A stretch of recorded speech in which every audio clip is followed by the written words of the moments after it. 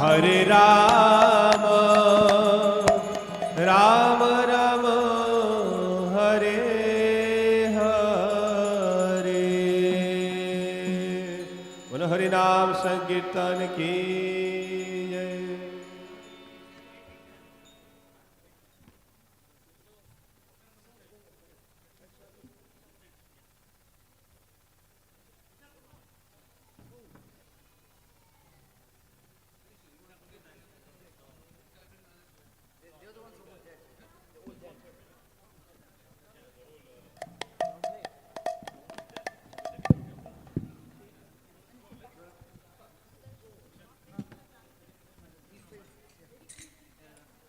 Hare Krishna. Thank you, Prabhu Prabhuji, for the wonderful Kirtan.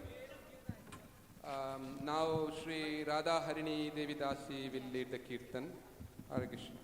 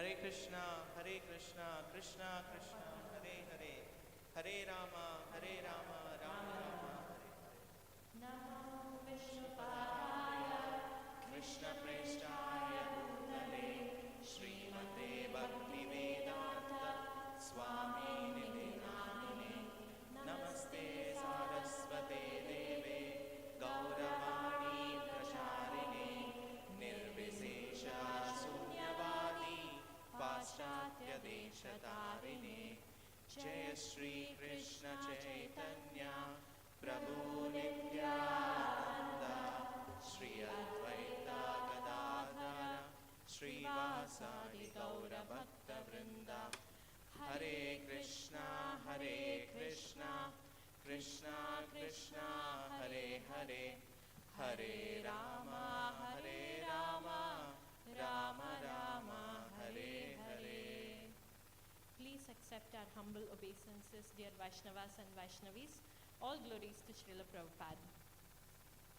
So, on behalf of today's retreat team, we would like to welcome each one of you and all the senior Vaishnavas and everyone for this wonderful retreat program. So this is going to be a day-long special retreat program with His Holiness Jayapataka Swami Maharaj and other senior dignitaries from all around the globe. So the day is going to be filled with back-to-back enriching, soulful, blissful association with many senior Vaishnavas. So I request you all to grab this wonderful opportunity and immerse yourselves in this ocean of devotion.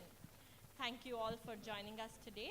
And by way of introduction, my name is Charana and my wife is Rani Rukmini Devi Dasi. Today we will be serving all of you as a comparers for today's retreat program. So, Yes. Shaunaka Prabhu is here. So, we would Like to welcome him by loudly chanting 3 Hari- times. Hari Bol, Hari Bol, Hari Hari Bol, Bol. Hari Bol. So, before we start the actual wonderful nectarian katha from Prabhu, so I just wanted to ask a question. I see a lot of decoration and a lot of posters around. Do you know what's the theme about today?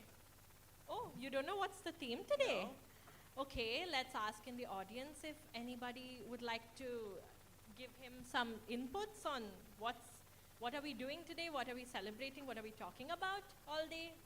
Does anybody know? Anybody? Any guess from the Oh. audience? Yes? Jayapataka Swami? Guru Maharaj is coming. Oh yeah, that's definitely something to celebrate about. But this year, the Bhaktivedanta Manor is celebrating its 50th anniversary, which means 50 years ago, Srila Prabhupada established this Bhaktivedanta Manor where the whole world can come in and sing and dance in the praise of Sri Sri Radha Gokulananda. So Prabhupada put in so much effort to build this mansion just because all the devotees from around the world can come in and take advantage of this association. So this theme is being carried forward here as well. So to stay in that big house and sing in praise of Lord Radha Gokulananda, it's easy if we follow few principles. So Prabhupada set up these 4 principles for us by following which we can live happily in that house. So the 4 principles is what is described here around. So the first one being books are the basis, utility is the principle. Preaching is the essence and purity is the force. Yes. So we are going to discuss almost on these themes for the rest of the day. And the agenda for today, if you'd like to briefly. So we will be having a nectarian class by His Grace Shaunaka Prabhu, and after that we will be continuing with the lunch prasadam, and after lunch prasadam we'll be having Vaishnana Bhajans, and later on we'll have interactive panel discussion with Her Grace Guru Charana Padma Devi Mataji and Her Grace Vishakha Devi Mataji. And there are many more surprises and Yeah. exciting sessions coming up. So please do stay tuned and wait till the end for the surprises. Also, a kids session is happening here parallelly, which is handled by Gaurapriya Gayatri Mataji. So I request parents to please let their kids be in her association. Now, moving on, firstly, we will welcome His Grace. Shaunaka Rishi Prabhu onto the stage, please. Thank you very much for joining us. We request Jagannath Kirtananda Prabhu. If 2 minutes.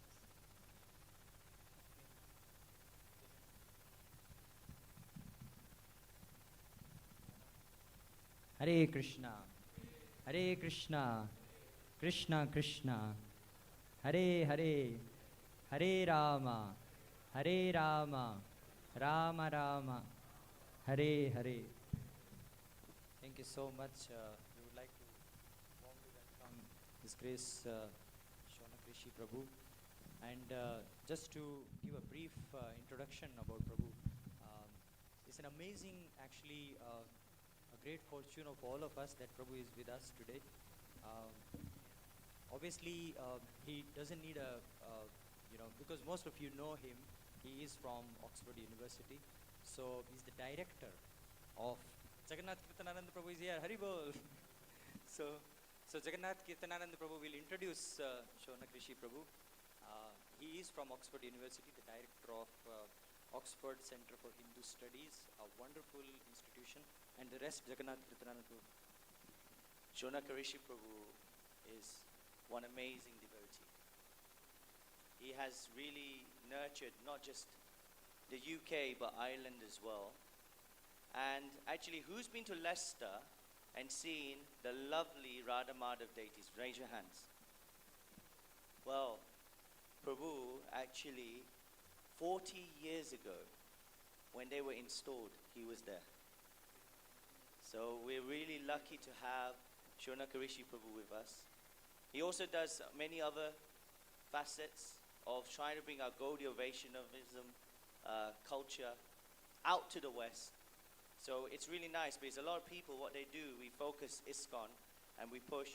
We try to bring, he's trying to make sure that everybody is seeing ISKCON in all the amazing lights it is. So I really am so grateful that he's here. And when we invited Prabhu, he was like, yes, I'm going to be here. So please let's have 3 big, loud Hari Bols for Shaunaka Rishi Prabhu. And louder. Shaunaka Rishi Prabhu ki.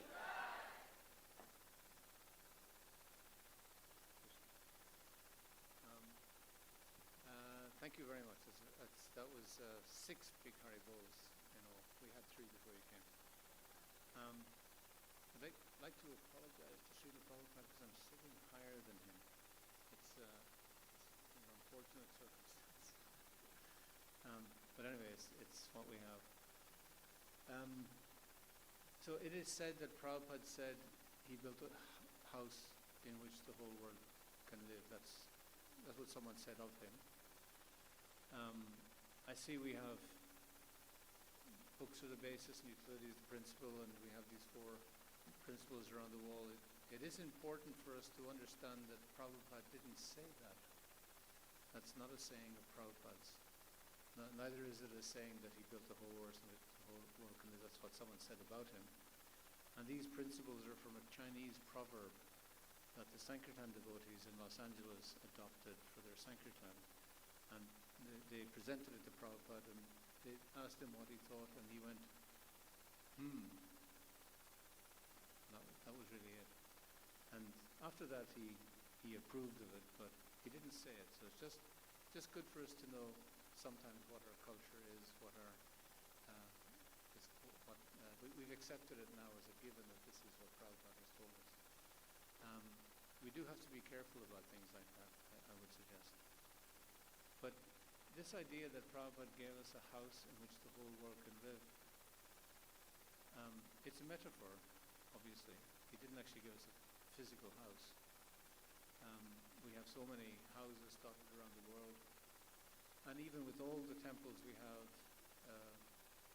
the whole world can't live in them. So what can we understand from this? We could look at our ISKCON and say, well, it's a house in which all the ISKCON world can live.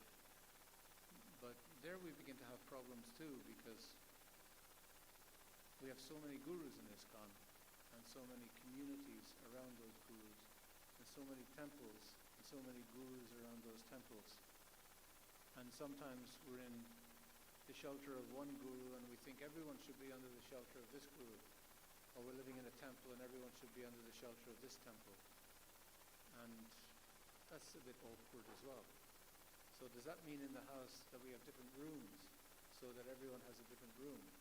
A different community has a different room, and this yatra has a different room. And what if you don't get on with half of your god brothers and god sisters? You need your own room. What does this house begin to look like?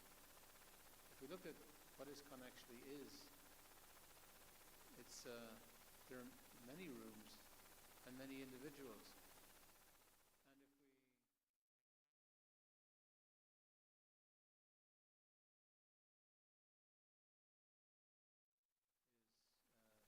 chapter 2, text 12.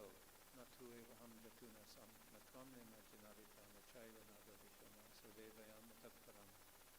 Krishna says to Arjuna, never was there a time when I did not exist, nor you, nor all these kings, nor in the future will any of us cease to be. So he has said two very significant things in that verse. The first significant thing he said is that I did not create you. Because Arjuna is eternal. He has no beginning and no end. He wasn't created. Exciting moment. He was not chlorinated. The intelligence, these energies.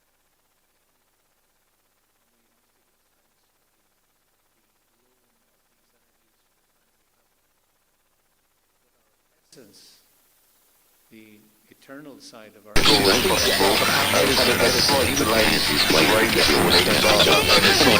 without beginning and without end. So Krishna has said to Arjuna, I didn't create you. When we think of God, we think of a creator God.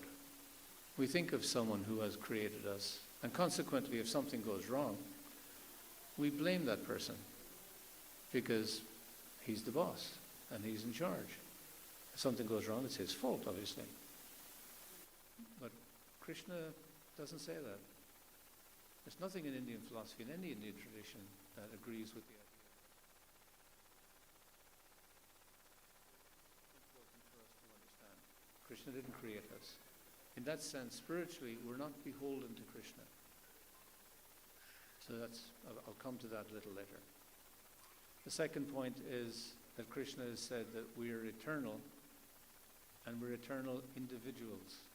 Never was there a time when I did not exist, nor you, nor all these kings. He's very specific in the language.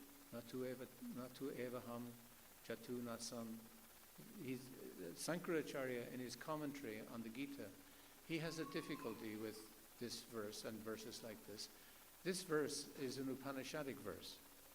It's the philosophy of the middle few chapters, the 15 chapters, verses after this. That philosophy is pure Upanishadic philosophy.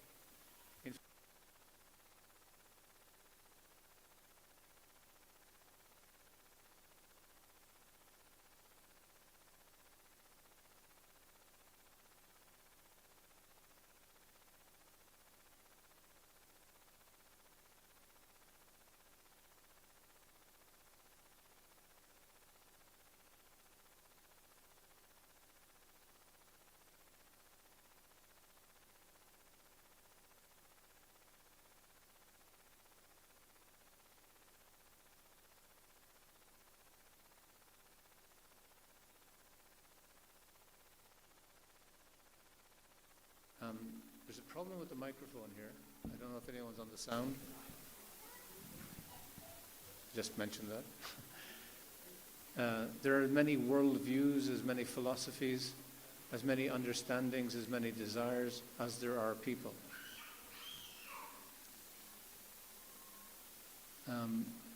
So I think it's important for us to understand what the Gita's premise is. This is the philosophical beginning of the Gita. And it gets theological.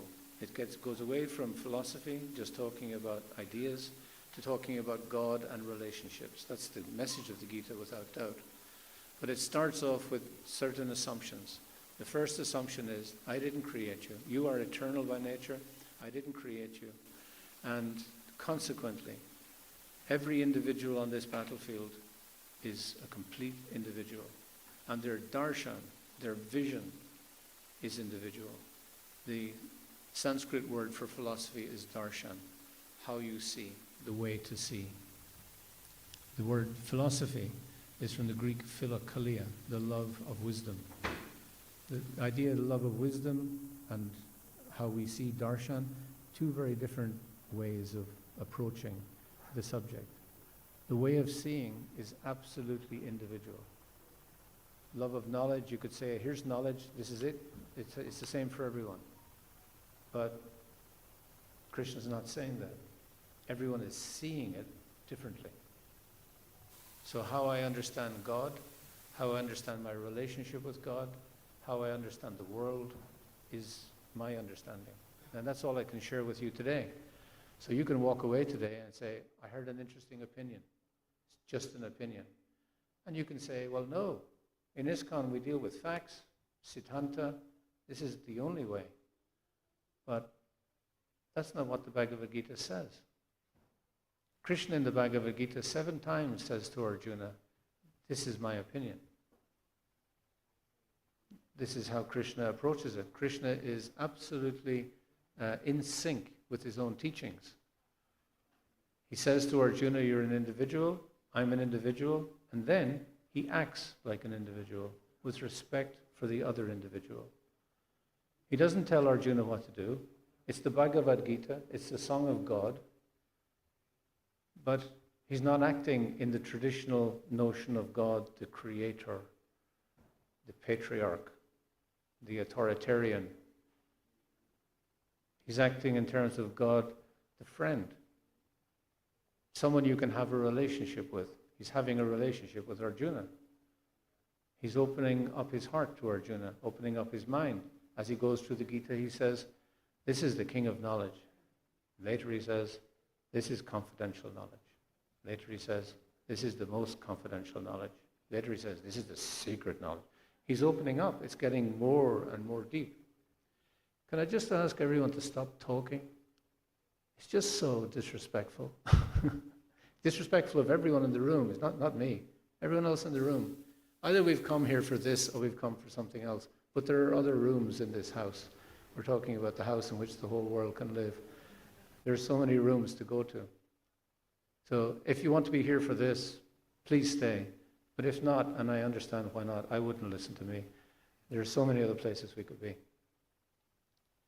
So in the Bhagavad Gita, Krishna takes Arjuna on a journey.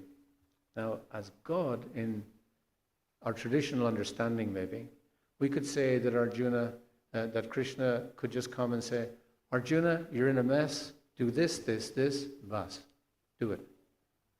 End of story. That's God. That's God being God.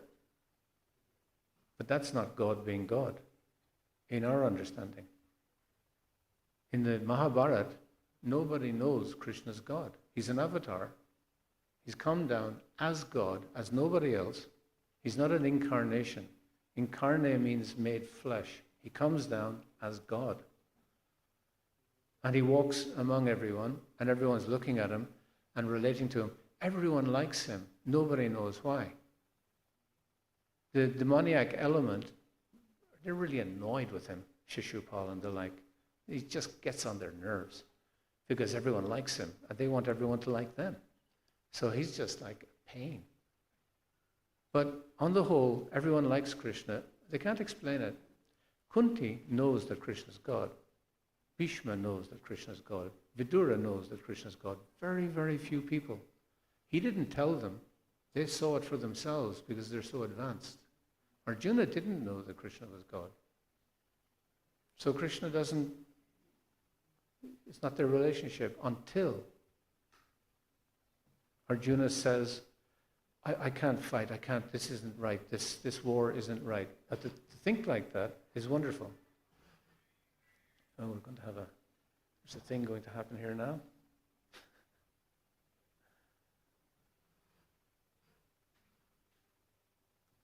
We'll wait till the thing is over.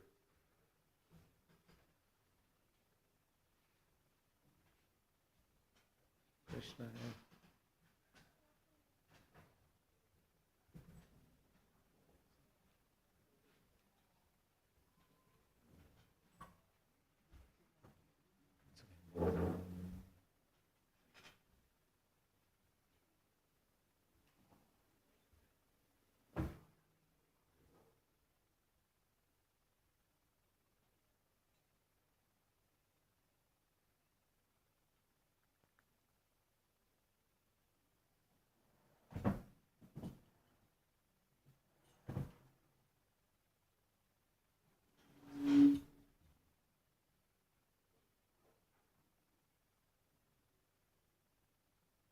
Thank you.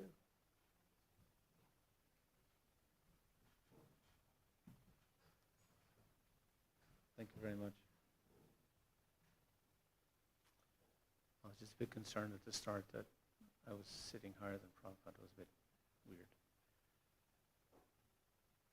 So Arjuna, what he's saying is actually, it's very good. He's obviously such a pious person, such an enlightened person. I don't want to fight. I can't see the good of this fight. My family are on both sides. It just seems wrong to me. I just want to go away and go to the forest. And Krishna just says to him, "What? You sound like a eunuch. What are you on about?" And he's relating to him just like his pal in the pub. You know, say, I don't want to go to the match today. He says, "What do you mean you don't want to go to the match today? Don't be stupid." You know. But then Arjuna actually loses it. And he drops his bow, and he starts to shiver, and he starts to perspire. He's actually having a panic attack. All the classic symptoms.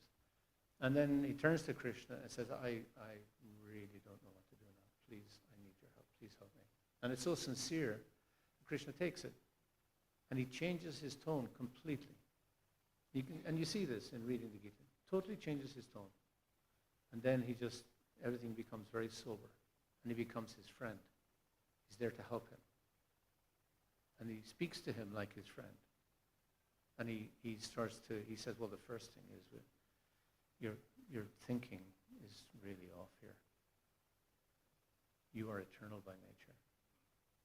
You're not this body. You're a spiritual being. You're the life within the body. You go on and on. And he explains that up until, I think, text 24 or so. And it's become obvious that Arjuna doesn't get it. Like us. You go from nervous breakdown to philosophy. No one does that in a counseling session. But Krishna thought, no, this is the premise. This is the starting point. You have to understand this. And then he changes very suddenly and says, if you don't fight, people are going to laugh at you. That's just totally materialistic. It's just image. But he's giving it as an option. He says, this is something you have to think about. Why? Because it's an option. And then he gives them all kinds of other options. And some of them are kind of equally, Even Arjuna in the 6th chapter, he talks about yoga. He says, get a kusha mat, put deer skin on it, sit down cross-legged, lotus position, look at the tip of your nose, empty your mind off. And Arjuna's going, what? Are you kidding? Look at me. Big kshatriya with big arms, and dun, dun, dun, dun, dun, dun, dun. You want me to sit down in yoga? Yeah. But Arjuna is now rejecting what he was proposing at the beginning. Krishna has very expertly brought him to a position where he rejects his own objection to the war. So intelligently done. Done in such a friendly, kind way. He doesn't come and say, I'm God, you do. I am master, you are servant. He could say that, we could imagine. But what kind of relationship is that? And Krishna he's come down, he hasn't been like that with anyone. He tried everything in his power to stop the war. What do you mean, everything in his power? He's God. He could have stopped the war in an instant. But everything in his power while respecting the choice of others. He gave full freedom to everyone to make their choice. He went to Duryodhan and said, Duryodhan, don't fight this war. This is a really bad idea. And he shows him a partial manifestation of his universal form. He really opens himself up. And Duryodhan still doesn't get it. He still consciously chooses to fight. Everyone makes their choice. And that's why they're on the battlefield. And that's why there's a war. And Krishna is just observing. He's offering everyone a choice. Everyone makes their choice. So they're there. It's going to happen. He didn't make it happen. People's lust made it happen. Their greed made it happen. Their anger made it happen. That's why they're on that battlefield. Arjuna isn't that kind of person. So Arjuna is someone Krishna can work with. Someone he can talk to. He's a sukrita. He has really good qualities. And that's seen by his dilemma at the beginning. So Krishna wants him to understand. He gives him all these choices, karma yoga, dhyana yoga, jnana yoga, raja yoga. He goes through the whole thing. And he makes it clear in the middle 6 chapters, bhakti yoga. He makes it clear what he favors himself. But at the end, he says, now deliberate on this fully, and then do what you wish to do. He gives him full choice, full freedom. But he has established that freedom in chapter 2, text 12. That's the philosophical basis for the choice that he gave him. He said, you are eternal, I'm eternal, I didn't create you. You have no obligation to me. Therefore, you have full freedom to accept me or reject me. That's the philosophical basis of the concept of love of God. Because Arjuna fights because of love for Krishna, not because of religion, dharma, not because of philosophy, not because of yogic practice, not because of pious sentiment, not because of family values, family relationships. He does it because he loves Krishna. He wants to please Krishna. In the 12th chapter, Krishna says, continuously, ends his sloka saying, priyostime, because of my affection for you, because of my love for you. Krishna opens up that much to Arjuna so Arjuna can reciprocate. And he sets up this possibility of relationship and then gives it to Arjuna and says, you choose. Now, we don't suspect that that's how God works. We have an Abrahamic idea of God in our head, a judgmental person. We might be thinking about Yamaraj. It's interesting to consider, who are we actually worshipping? Who do we think Krishna is? He's got it out for us. He's watching us, waiting for us to make a mistake. Then he's going to get us. He's going to come like a ton of bricks. We don't feel worthy of Krishna's love. Any psychiatrist or psychologist or counselor meet people every day who don't feel worthy of love. That's the existential condition of anyone in the material world. As soon as you get here, you think, wow, I'm not worthy. Somehow it's just a material condition of the head. It's not a spiritual condition. Krishna is invoking Arjuna's self, his very core. And he's saying, you can love. I love you. And you can love me. Manmana bhavamad bhakta. He's inviting him into this loving relationship. So the invocation of the Upanishads, that this Vedanta philosophy, it has a purpose. It's not an end in itself in the Gita. It has a purpose. It's setting up the idea of love. And even though Sankaracharya and other commentators in different traditions have problems with this, they can't make the Advaitin point in the Gita, because the Gita's conclusion is obviously love. But still, they insist that this is one of the three texts that anyone who claims to be an Acharya, you have to comment on these three texts. And one is the Bhagavad Gita, because it's a game changer. It's so revolutionary on so many levels. It revolutionizes our idea of God, the concept of having a relationship with God, and how broad-minded God is. He's accepting everyone doing what they want to do. He's accepting that Arjuna may make a stupid choice. But his educational method is so pristine. It's not only an educational method, it's a counseling method. It's a negotiating method. It's just how you deal with people, with basic respect. Where does Krishna get his respect from? Krishna actually loves people.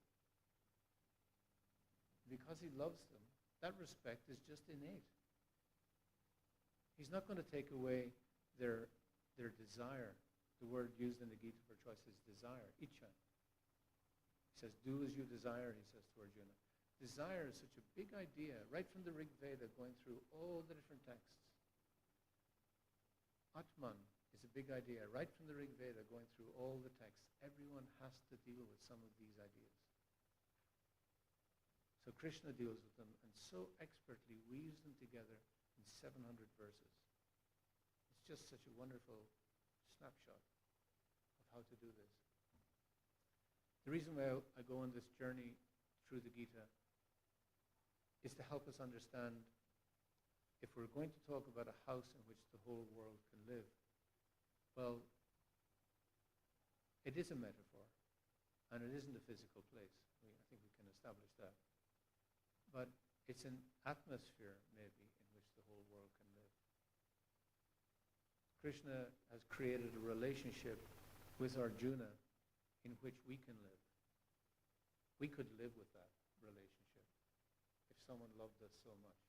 To take the time in the middle of the battlefield, not to kind of shout out to the others, he's lost the plot, we need a replacement, this guy is gone, okay, just move over, Arjuna. Let's get someone in. No, he remedies the situation. He gives Arjuna a chance and a choice. That's real friendship. So to have that kind of relationship, where's the possibility of that?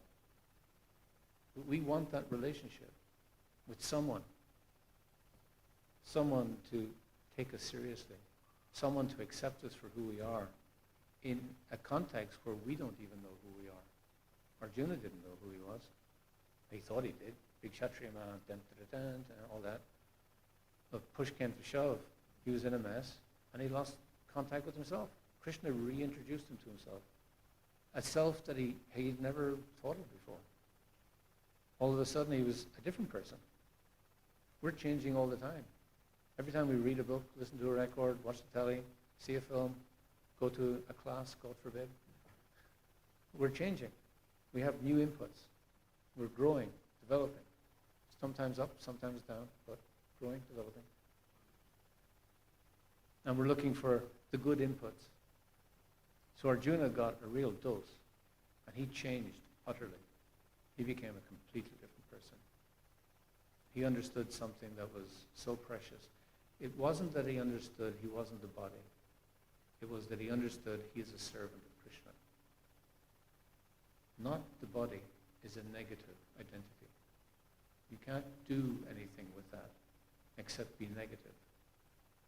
To tell other people, you're also not the body, and you're not the body, and then they're all disempowered as well. They're all going, oh, I'm not the body. What am I going to do with that? It's just a bit freaky. But in the end, he is a devotee of Krishna. He is a servant of Krishna. And he chose to be Krishna's servant eternally, because Krishna is eternal, and now he understands himself as eternal, and now everything in his life makes sense. Now he can stand up and fight. Now he can be the Kshatriya that he's trained to be. And it's a part that he's playing to please Krishna. And whatever part he plays in any context, going forward, is going to be to please Krishna. But that gives him joy in his heart. It gives him some satisfaction in his heart. And that's what Arjuna has chosen. So Krishna has built a house in Arjuna's heart. And Arjuna can be secure in that house. And Krishna is building a house in all our hearts. We've all gained some knowledge. We've all gained some capacity. We've all gained a little experience of Krishna. Otherwise, we wouldn't stay. Sometimes people say, sorry, closer to me. Thank you.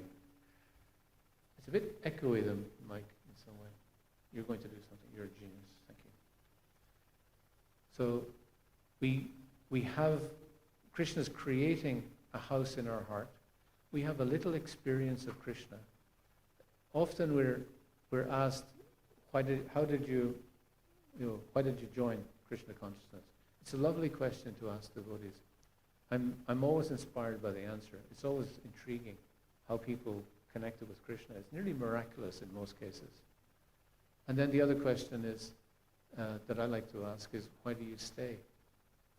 And that can be even more intriguing, because sometimes staying is more difficult than joining. So I can reveal to you, I've been kicked out of temples 3 times in my life. Most people are trying to stay away from Krishna. I have difficulty getting in. So, strange understandings among devotees rejecting each other. You're doing your service and someone changes the goalpost, and all of a sudden you're in the penalty area. And you have to leave. And you didn't change anything. The politics changed. What are the politics of Krishna consciousness? We say, oh, that's an oxymoron. It certainly is, but it's a fact. Polis just means people. Wherever there are people, there are going to be different opinions, because we've just established that we're all eternal individuals. We all have our own desire. We all have our own darshan, our own way of seeing. And these things bump into each other. How do we accommodate them? That's establishing the house in our heart. It's not in anyone else's heart. We think that we have to establish the house and get other people to come and live in the house. When I was a young devotee in the 70s in Ireland, there was one temple, and for some strange reason, we thought that everyone had to join the temple. There were no devotees living outside the temple in Ireland. There were only 7 devotees in Ireland. So everyone had to join the temple. If you're a devotee, you had to join the temple, get up at 3 o'clock in the morning, take a cold shower, go to Mangalarti, do all the stuff. That was what it meant to be a devotee. Nothing else. Everything else was mental speculation, we would call it. What about all the doctors and nurses and all the firemen and the policemen and the government officials? Were they all actually going to live in that building? Well, we really hadn't thought this through. The house in which the whole world can live, Prabhupada's heart is that house. We can all live in Prabhupada's heart. With his heart, we have manifest. We've become devotees because of his devotion to Krishna, because of his love for Krishna, coming across the ocean, having 2 heart attacks, and still continuing on, going for 1 year with nothing going on, just being abused in the Bowery in New York. And still he kept on going. It's his commitment, his determination, his devotion, his love for Krishna. That's the house that has influenced us. I'm Irish, as you might have guessed, and I'm from the house of Machirnon. That's an Irish word that means Lord. We were the lords of Tulloch-Donegal. We had 3 castles. We lost the battle with the British in 1603, and we became farmers. But I come from a house. In Gaelic it's called a tua, the people. These are my people, shall we say. And in the written record, the family goes back into the 7th century. So it's a long lineage. This is my house. But I changed my house, and I joined this house because this heart relationship was more important than nationalism and more important than the family. I'm still engaged with my family because that's a dutiful thing to do. It's a kind thing to do. I'm the family historian, so I know all this history I've told you because I've researched it. But it's not where my heart is at. Shraddha, one of the words we have for faith, means where you place your heart. So this is where I place my heart. And then my heart is a house. Well, it's a building site at the moment, but, we're getting there. And building a house in which I can live as a devotee and to which I can invite Krishna. Krishna's already living there, but I want it to be somewhere where Krishna wants to live, where he's happy to live, where we can live together happily. And by building that house, just the process of building that house, I have to change as a person. I have to give up nonsense stuff. And if I do, I can exchange with others heart to heart. We all go out to preach. We use that word. We generally mean download. But I would suggest the word in our tradition isn't the Christian understanding of preaching, which I think we've developed in ISKCON.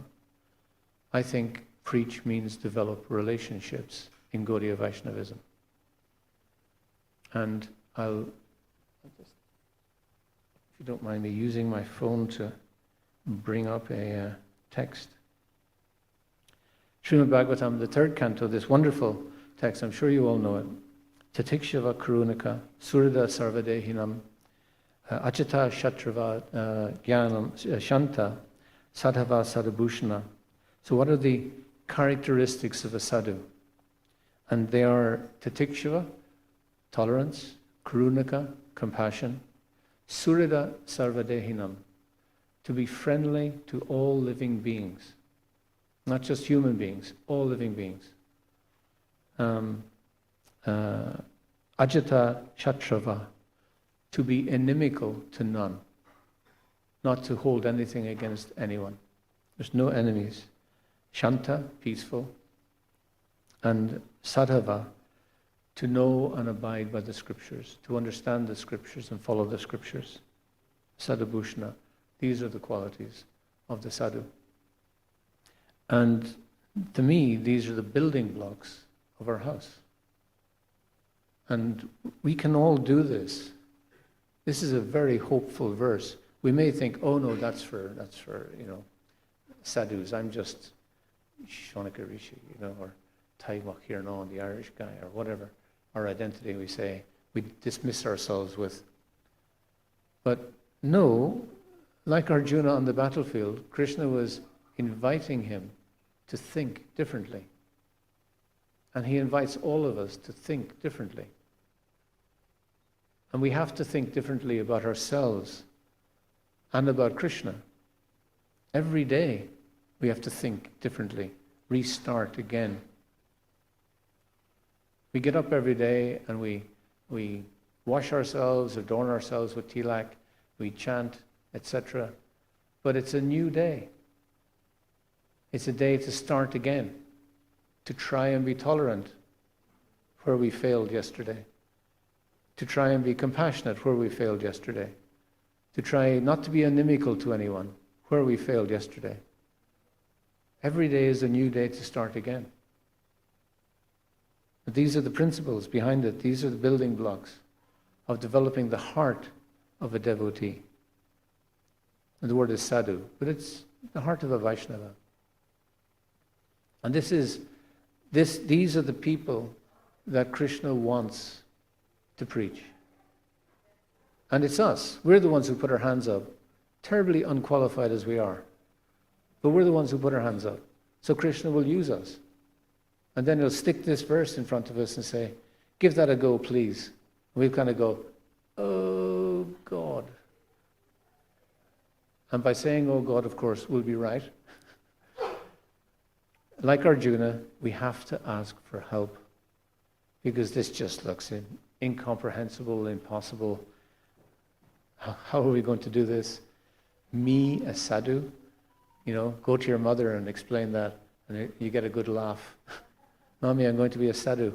So Titikshava Karunika, these symptoms, we can be tolerant of others. We can be compassionate to others. Krishna is tolerant of us.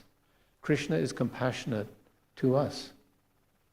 And the word compassion, anukampa, it's used in the 10th canto. It's used in a few places, but more famously in the 10th canto. In the 10th canto of the 10th chapter of the Bhagavad Gita, verse 11, one of the bij mantras of the Bhagavad Gita. And it says, Tate nukampam shushamikshama. So Krishna says, out of mercy, Prabhupada translates anukampa as mercy. And that's a good translation in that context. Out of mercy for them, I enlighten them within their heart. But the word anukampa means, another meaning, shall we say, is to tremble with. Krishna says, I will tremble with you. When do we tremble? We tremble when we're afraid. We tremble when we're full of joy. Krishna says, I will be with you always. In your worst times, in your best times. This is compassion. To stand with someone when in their worst time and stand with them and you don't know what to do, you don't have the words. When someone dies and you go to the house to offer condolences, what words are you going to use that haven't been used by everybody else? There are only so many adjectives in the language. Oh, I'm very sorry for your trouble. What are you going to say? You just have to stand with them as they tremble. Tremble with them. Just take the time. We don't have the time. Make the time. To be with someone, that's compassion. In their joyous times, in their worst times. And we can all do that. To be tolerant of people. What does tolerance mean? How do we treat other religions? And when I say other religions, we've just established at the beginning that we are all different religions. In this room, every individual is eternally an individual, so our perspective is individual. There are as many religions as there are people in this room, as many devotees of Krishna with each individual relationships with Krishna. That's a different religion. Our understanding of Krishna is individual. So, how do we deal with other religions means how do we deal with anyone on the planet? When you see, I had a very good friend in the 1980s called Brother Owen de Bratton. He's an Irish monk, a Cistercian monk, Christian monk. And I used to go and visit him. I was a young brahmachari. And it wasn't kind of the authorized thing to do as a young brahmachari at that time, to go and visit a Christian of any persuasion. It was just a bit weird. But he was just such a nice person. He just took me under his wing, and we talk about spiritual life, and we talk about love of God as devotees. He never preached to me. He never tried to change me, even though I had left his faith for something else. Now, how did he feel about that? How would we feel when someone leaves the devotees and goes off and comes back as a Muslim? What's your first reaction? Just, you become a demon, rascal, fool, meeting, hog dog, camel ass, get out of my house, or whatever, I don't know. But generally it's going to be a little, but this person was so generous, so kind, so friendly. He had the symptoms of a sadhu. So impressive that I wanted to be with him. In fact, I can say I wanted to be with him more than I wanted to be with some of the devotees in the temple who were frankly just screwing me up. Telling me what's right and what's wrong. everyone with a different opinion. You just get confused after a while.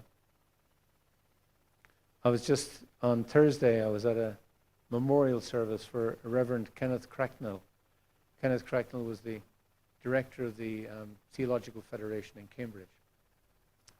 That was 6 colleges. So he's a very eminent person. And we became friends in 1986 as Methodist. And he was a mentor of mine. He trained me in how to approach people of other faiths. He taught me so much about myself and about my own faith. I invited him in 1986 to our island in Ireland, the island in the middle of the lake. And he stayed there for a week. This is a big guy. He gave a week of his time to some little-known Irish cult, basically. And he came because we had asked him to come. And he used to come to the deity greeting every morning. And one morning, a calf was born. We had a farm on the mainland. And the devotee brought the newborn calf, just born, in a blanket, across the lake, up to the temple, just in time for the deity greeting, and offered it to the deity. And we gave it a name right there. He saw all this. He thought it was beautiful. So I was walking down with him to his college, and I said, to his cottage. I said, how are you finding your visit? And he said, oh, yes, Shaunaka, I'm finding it very challenging, very challenging. He said it with a smile on his face. I thought, challenging? It's not the word I was looking for. I said, why do you say challenging? He said, because I come here and I find people of a different faith, but they say, their prayers, they say, are my prayers. They say,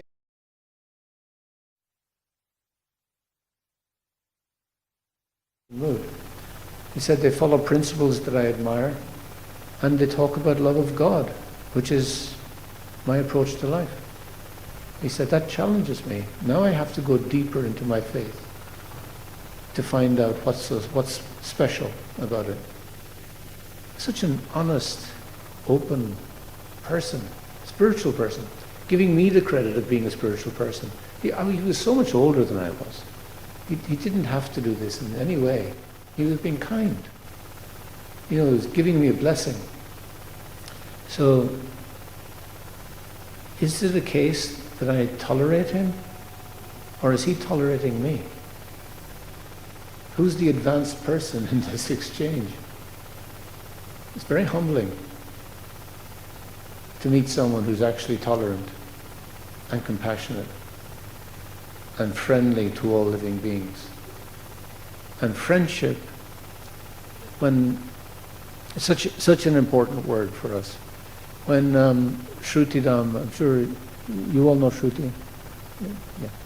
So when Shruti was in his final months, I used to come down, we were very old friends, I used to come down, Gauri was his carer at the time on that day, and I was sitting with him, and at that time his brain had become a bit slow, very much there, but it just took time to comprehend and respond.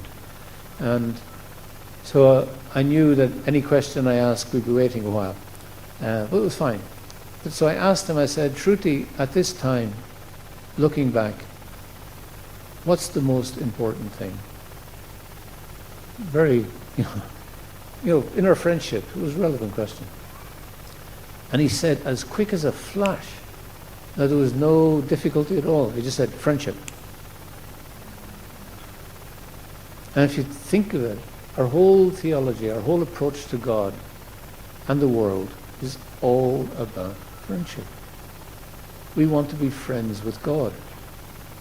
We want to be friends with the devotees of God. We want to be friends with people who never heard of God. We want to be friends with everyone. That's the mark of a devotee. Friendly to all living beings. Inimical to none. We don't hold anything. We don't hold some difficulty we have with someone. We let it go. Someone calls us a blah, blah, blah. And we go, I'm not a blah, blah, blah. or whatever. Let it go. It's nothing. And if we take this verse in the Srimad Bhagavatam and compare it to another verse, this is from the Shikshastikam. You can guess which verse this is, I'm sure. Srinadapi Sunichina Tarodeva Sahishnana Amanina Madanina Kirtaniya Sadahari. Want you to be more humble than a blade of grass, more tolerant than a tree. There's that word tolerance again. If we're humble, we can be compassionate. One should expect no respect for ourselves, ready to give all respect to others. The Lord Chaitanya, this is one of his, he only left us 8 verses. This is one that I think we can all relate to. And anyone in any religion in the world can relate to this verse. I've shared this verse so many times with people of other faiths, with Muslims and Christians and Jews and Jains and Buddhists. Everyone gets this verse. This is just such a nice way to think. In such a state of mind, the verse says, one can chant the holy name. In such a state of mind, one can serve the Lord. That's the state of mind to approach God. Is that our state of mind? Is that the mortar of the building blocks of our house? Because Krishna Das Kavira says, take this verse and string it on the holy name and wear it around your neck. He says, do not forget this verse. This is the basis of everything in spiritual life. Prabhupada said that humility is the key. And humility is not being anxious to be honored by others, is a quote from one of his purports in the 18th chapter of the Gita. And that's again just echoing this verse, and it's just echoing the Srimad Bhagavatam shloka. The same advice has been given over and over again. If you want spiritual life, not religious life, not varnashram, not some socio-economic construction, spiritual life, a relationship with Krishna, then that's the key. To expect no respect for ourselves, to be ready to offer all respect unto others. And we're not ready to offer all respects unto others if we examine our hearts. Someone comes to us and says, you know, I'm bloody, bloody, blah, give me such and such. I want a seat. I want it higher than Prabhupada, and various things. I need a garland and blah, blah. And I've seen situations where people have demanded, people have said, get down and offer your obeisances, and not offer it back and stuff. It's like, oh, God. What do we do in a situation like that? We run a mile. Our ego goes, no way. Spiritually, you just give them what they want. A person like that is suffering. They're really screwed up. Do you really want to get involved in their screwed up life by responding to them on their level? You can't practice spiritual life like that. We can't take leadership from people who have no spiritual insight. So you just give it to them. Keshava Kashmiri came to Rupa and Sanatana Goswami and he said, I want a debate. We were going to do a vada, have a set-piece debate. And he goes around, and this was what people did, these pundits. They went around and did a debate, and if they bet someone, they had to sign a chit, and then we'll go to the next place and say, you know, I've defeated all these people, let's have a debate. And then you become, eventually, you get, collect so many of them, you become known as a digvijay, which means a big-headed idiot, basically. So he was going around, he wanted to be a digvijay. And they came to Rupa and Sanatana because they were seen as very learned people and wonderful. So these were his next victims, essentially. So he came and said, let's have a debate. And they said, do you have your piece of paper? Yes. And they signed it. Thank you very much. You are the great man. Thank you. And that's all he wanted. He came to Rupa and Sanatana Goswami, and that's all he went away with. A piece of paper saying he was great. He really missed out there, I think. Now, having said that, if I met Rupa and Sanatana Goswami, I have no idea how I'd relate to them.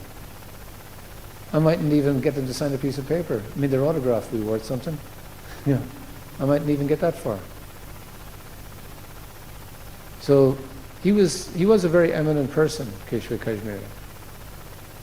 But he kind of missed the point on that one. But the point for us was made by Rupa and Sanatana Goswami. Don't engage with this stuff.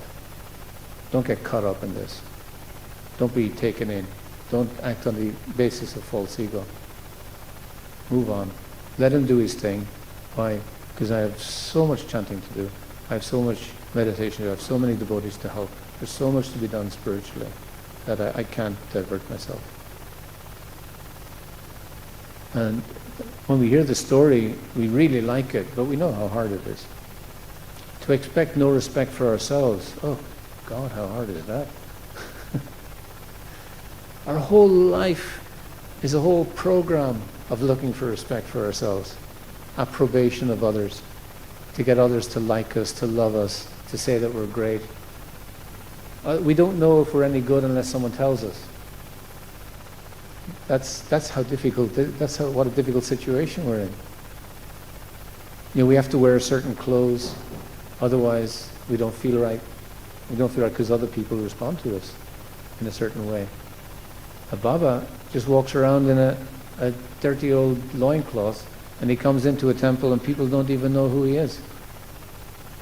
I remember I was sitting at Radhakund one time and I was just chanting a bit, and this old man came down and sat down beside me and kind of looked at me and nodded his head with a little smile and slowly took off his clothes and got in and took a dip in Radhakund and got out and was just doing his thing, and I was just, in my head I was thinking, who is he?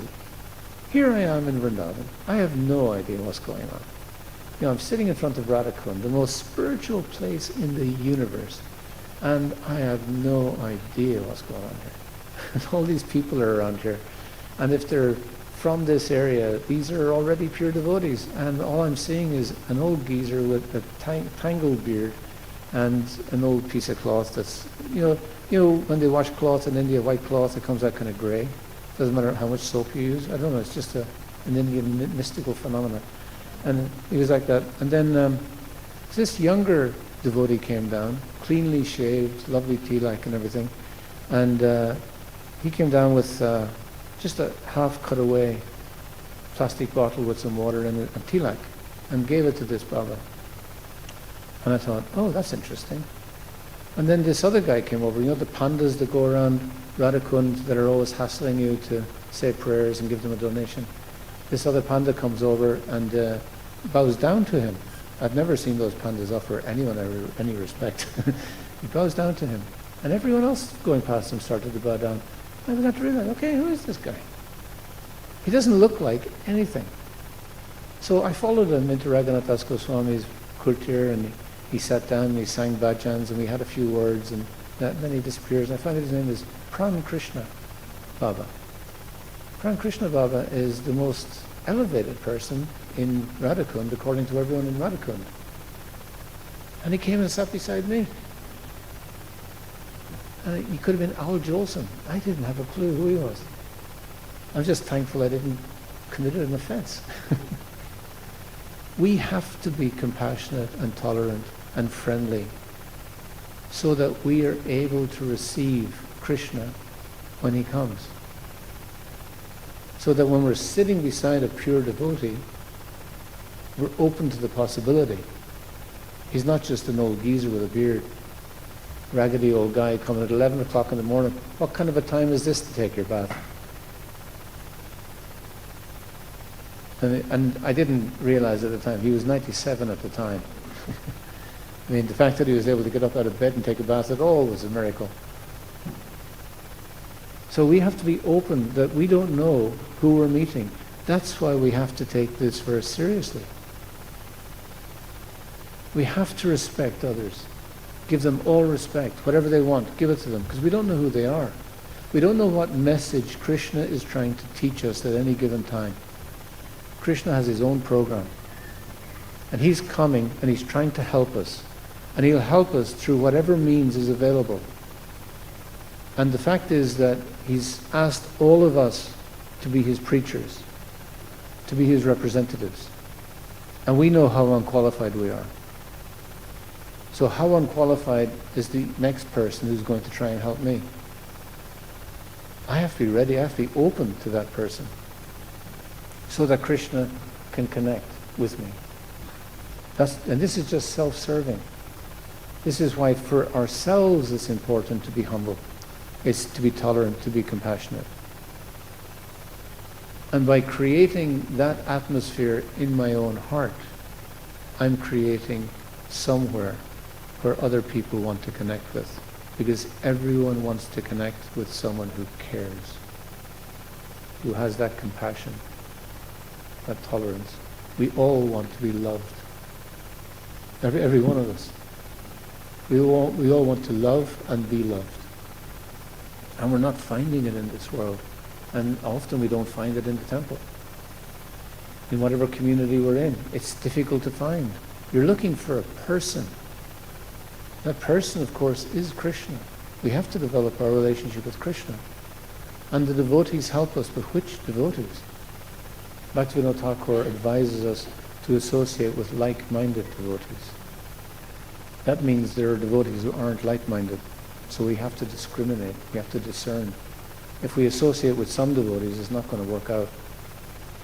We have to find devotees who are going to enthuse us. It's like our Ishtadev. Which version of Krishna do we worship? Who is our Ishtadev? Who is the Lord of our heart? So I can say Krishna in Vrindavan. But Murari Gupta said Ram. Murari Gupta was one of Lord Chaitanya's associates. And Lord Chaitanya was preaching to him about Radha Krishna, and he was just so happy to hear all this. And of course he understood everything about Radha Krishna. Murari Gupta was able to explain to others about Radha Krishna beautifully. But when he was alone with Lord Ramchandra, as Lord Chaitanya was explaining to him more about Radha Krishna, Murari Gupta began to cry. And Lord Chaitanya said, "Oh, what's wrong?" And he said, "But you're telling me all about Radha Krishna, but my heart is with Ram. I can't stop thinking about Ram and Sita and Hanuman and Lakshmana." And Lord Chaitanya said, "Okay, perfectly fine." He didn't have a problem with this at all. We all have our Ishtadev, the Lord of our heart. Essentially, Murari Gupta was saying, actually I'm from a different religion. Now he was a devotee of Lord Chaitanya, who is Radha and Krishna. So it gets complicated. On the Facebook, Murari Gupta's relationship will be, it's complicated. But Lord Chaitanya understood it. He understood where his heart was at. Haridas Thakur is referred to in the Chaitanya Charitamrita as Yabun Haridash. Yabun means Yavana, means Muslim, the Muslim Haridas. At which point did he become a devotee? Why is he always called the Muslim Haridas? Did he ever actually convert? He was a Sufi pir. And their process is the chanting of the name. Chanting of many different types of name. His mantra was obviously the Hare Krishna mantra. And Lord Chaitanya and everyone, his chanting of the mantra was the deepest, the most profound, the most perfect. And he was an Namacharya, nominated by Lord Chaitanya himself. He said of him that he had the extremely unusual gift of being able to marry achar and prachar, practice and precept. Lord Chaitanya said that many of us are very good at the principles, the philosophy. We can talk about the philosophy and we're brilliant at it, but we're not very good at actually practicing the principles, the spiritual part of it. And some people are very good at the spiritual part, but they're not very good at explaining it to others. But Haridas Thakur had both, and Lord Chaitanya said, that's rare. Now, of course, we know that as every devotee in ISKCON is expected to be both, but in our tradition, it's understood to be rare. So when we meet someone like that, it's quite extraordinary. So Haridas Thakur was a Muslim. And it's not an issue for us, because that's like a bodily condition. That's not his spiritual self. Whereas for us, mention the word Muslim, there's all kinds of red flags going off. Oh, we don't do Muslim. Or Christian, or Jew, or whatever it is. Whereas Lord Chaitanya was picking up people from all kinds of religions and darshans. He was only interested where their heart was, because that's where he was building his house. And that's the house in which the whole world can live. We can all live in love. We can't all live in Krishna philosophy. We can't all live in Vedic culture. We can't all live in modern Western materialistic culture. We can't all live in Harrow.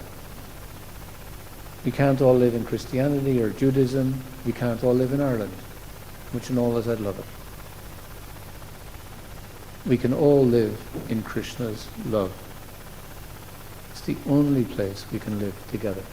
In the middle of a kirtan, when the energy rises up and you feel this oomph, and it's a transcendent thing. You forget you're your body. You forget there's people looking at you. You don't know if your dhoti's fallen off or not. Has that ever happened to you in a kirtan? That has happened. You just don't care. It's just, you're just caught up in that wonderful feeling of devotion, and everyone around you is just a devotee, and you don't care what kind of devotee. It's just a big smiling face devotee. Those experiences of that transcendence, non-sectarian, non-political, non-nationalist, just doesn't make any difference. Man, woman is not a thing. That's Lord Chaitanya's Sankirtan movement. And that's the house that he built and has started the foundations of in everyone's heart. It's up to us to build it up. We have the choice. It's our desire. We have to cultivate our desire to build up that house. And to quote a lecture from Jayapataka Swami from 1979, he said, we have to desire to love Krishna. And if we don't desire to love Krishna, we have to desire to love Krishna. And if we don't desire to love Krishna, we have to desire to love Krishna. And that building of that desire is making the choice.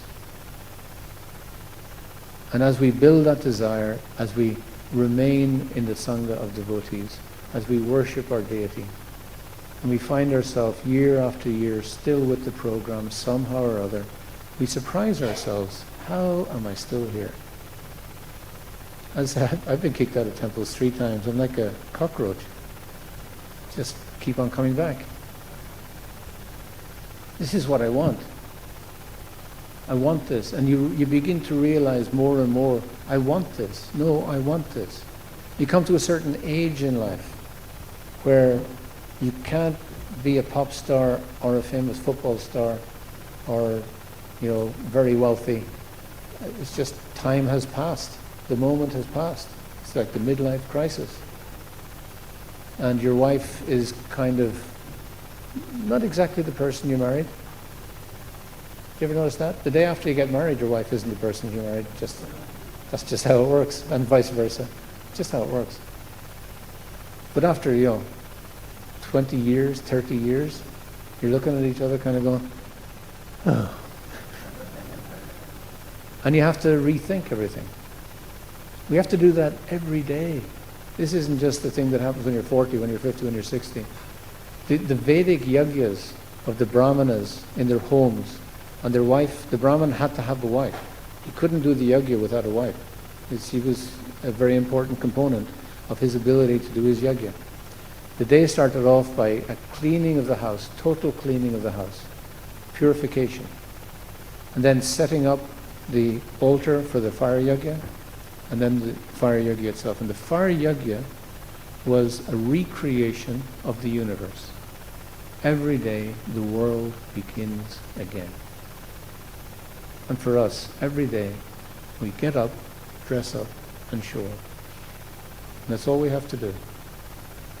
And every day, just keep this verse in front of us. Srinada Pisa Nichina. At the end of the day, say, how did I do? I guarantee you, most days, not so well. But there's going to be some things that you got right. And the next day, just do it better.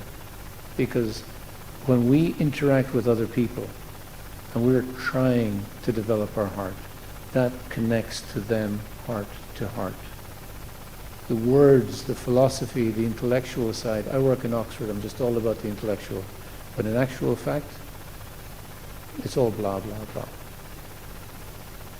If you're an intellectual, it makes sense and you can do something with it, great. But when push comes to shove, people want to feel loved. They want to feel kindness.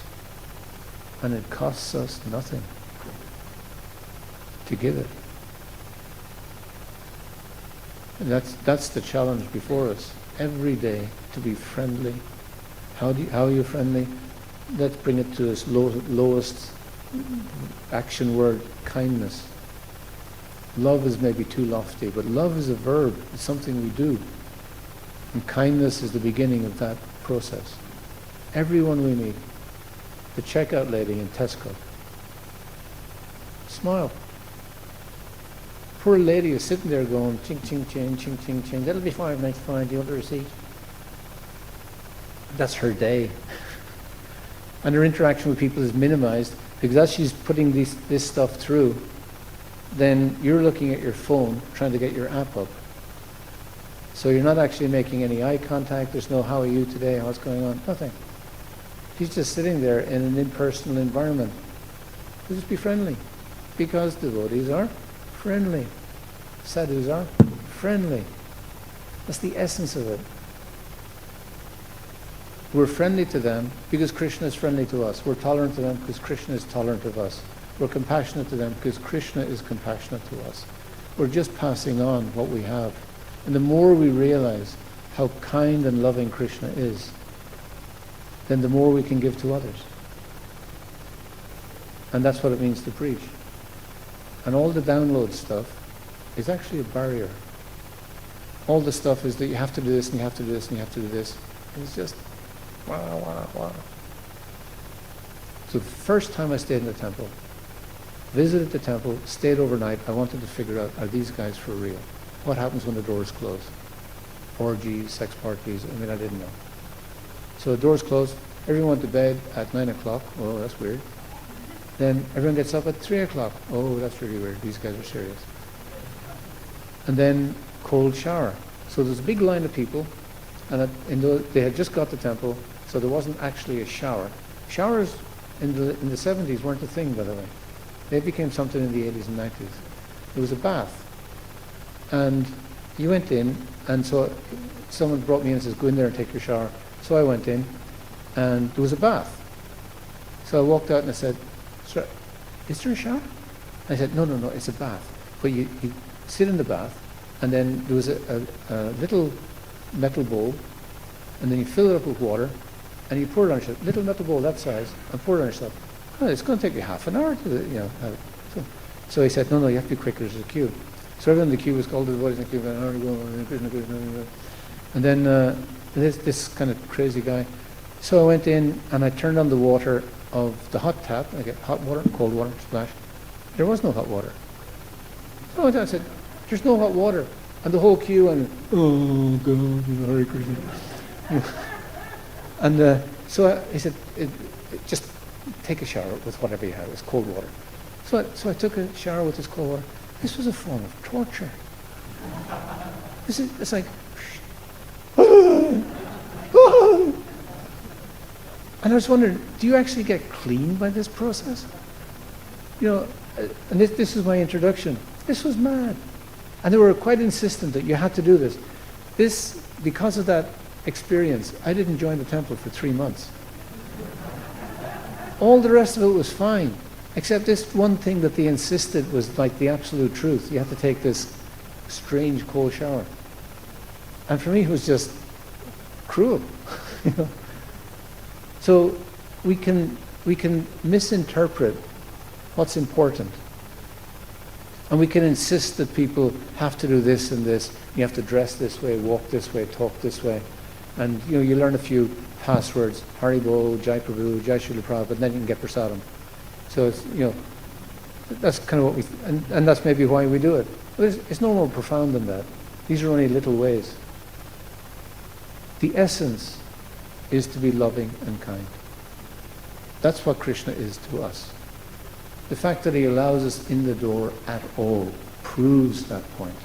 We know that. We know that we have no right to be sitting here. I've certainly no right to be sitting here.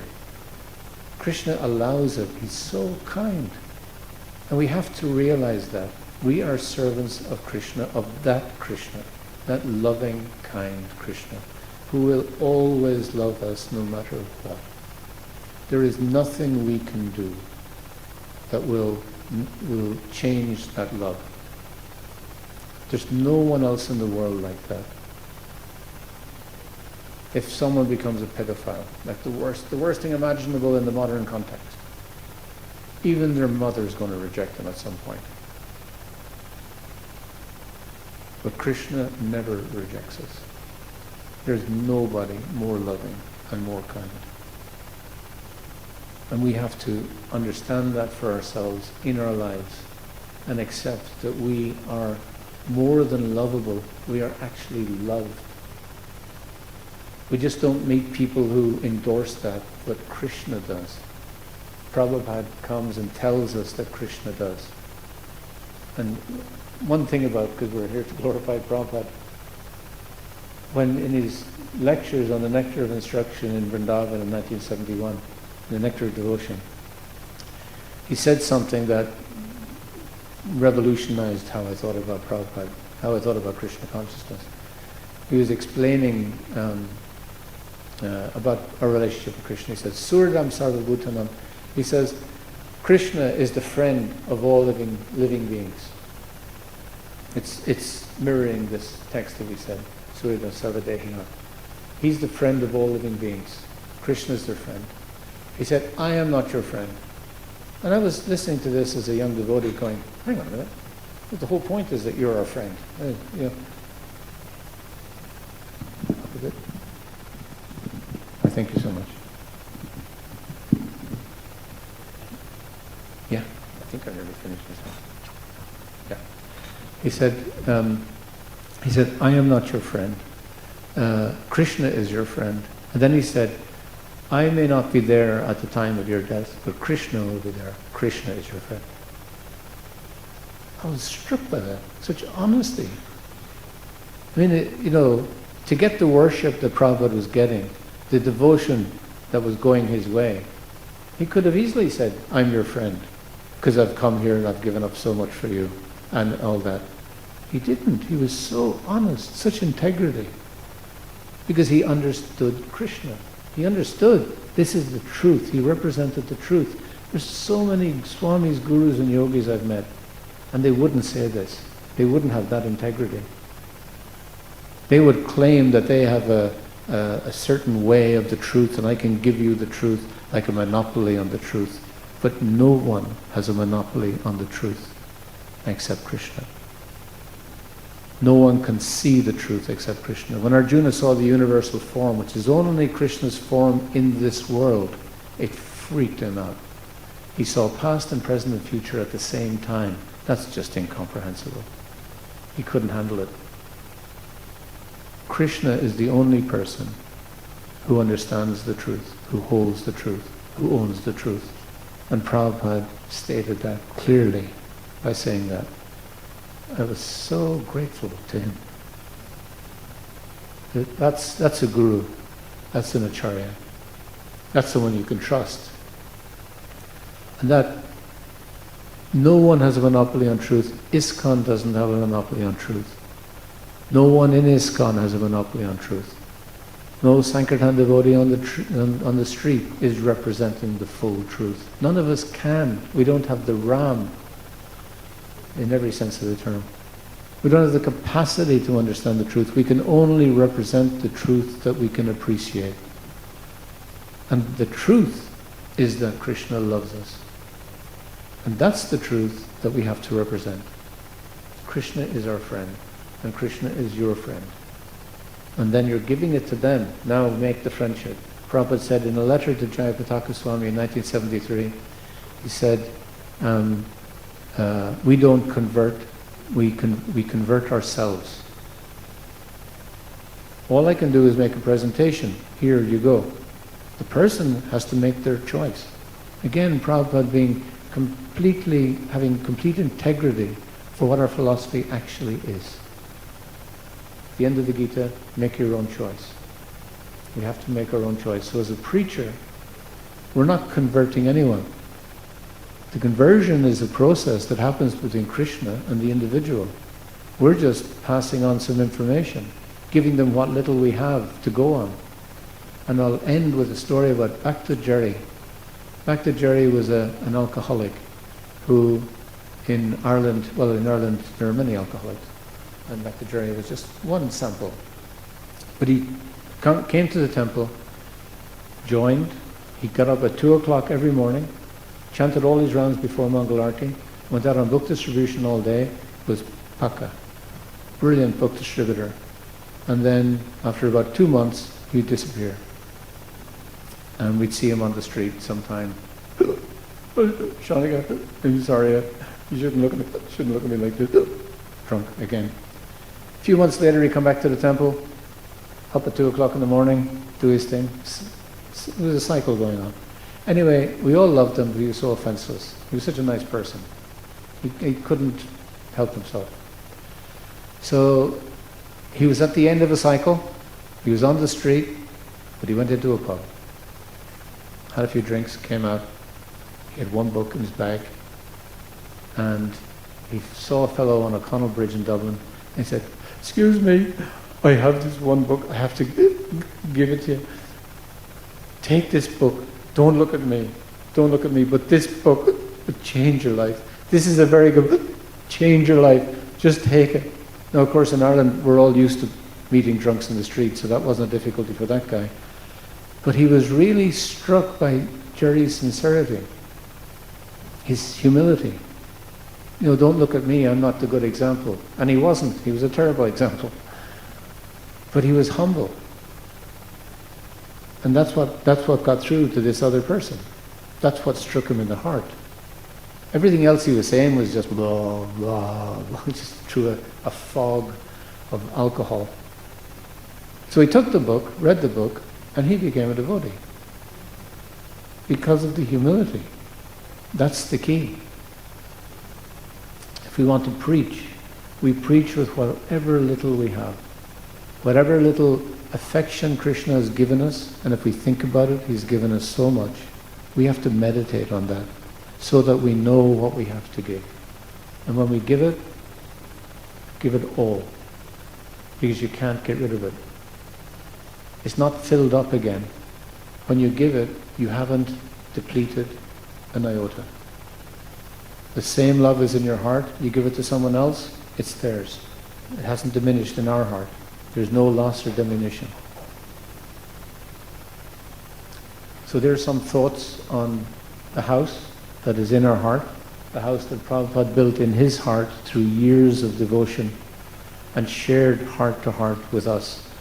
And from his example of humility and truth, that's why we're here. So Srila Prabhupada ki.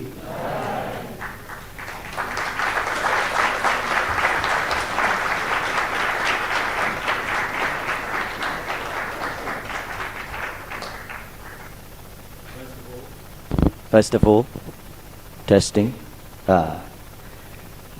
Do we have any questions? That was such a nice speech.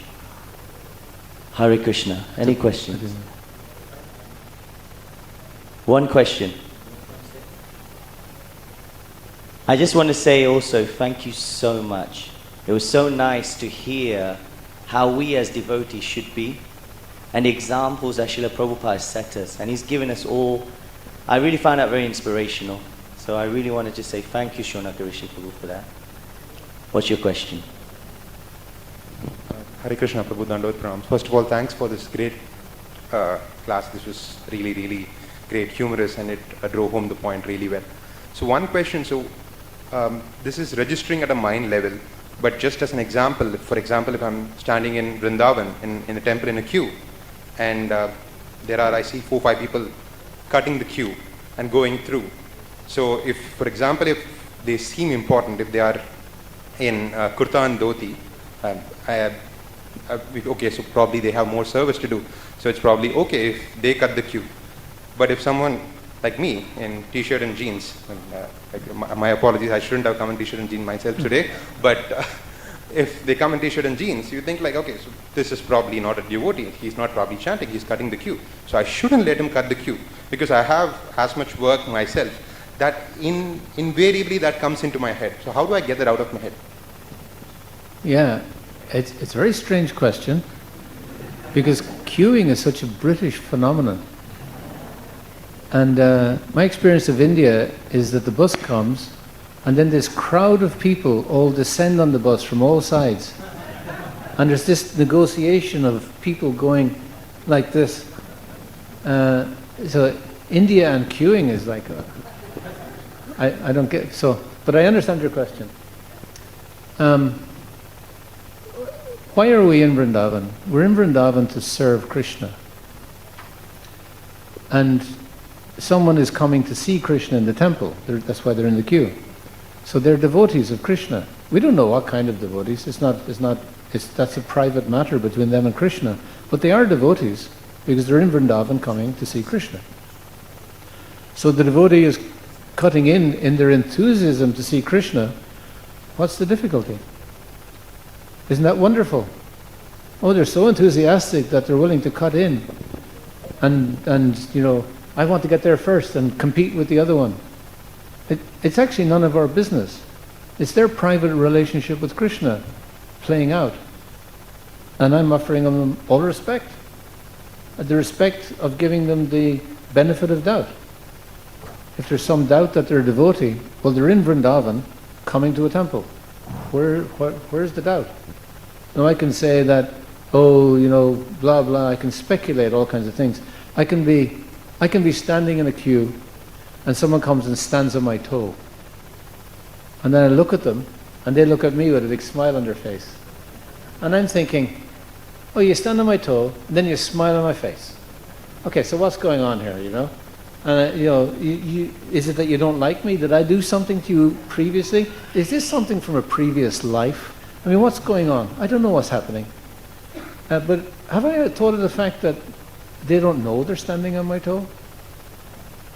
And I just have to say, you're standing on my toe, and they go, oh, Hare Krishna, Hare Krishna. You know, we can speculate and speculate about another person's intention, but we will never know, never know. The only person who will know their intention is Krishna, and them. And that's it. That's the end of our involvement in their relationship with Krishna. So if someone cuts in front of us, if we do a kindness to someone and they take full advantage of that kindness, and you offer them one thing and they take 5 of them and walk away, then horrible. Give it to them. That's offering all respect to others. That's really their problem. If there is a problem, it's their problem. It's up to them to work out for themselves, if they're greedy. The thing is, greed is actually a problem, and it takes a long time to deal with it. Lust, anger and greed are the problems of the world, Krishna says in the Gita. They're the big problems. So if you see someone with that problem, what's the point in making an argument about it? It's a condition. It's a serious condition. If you see someone with a broken leg, you don't ask them to run a marathon. You give them respect. You got a broken leg. I don't say, oh, bad karma, you're a bad person.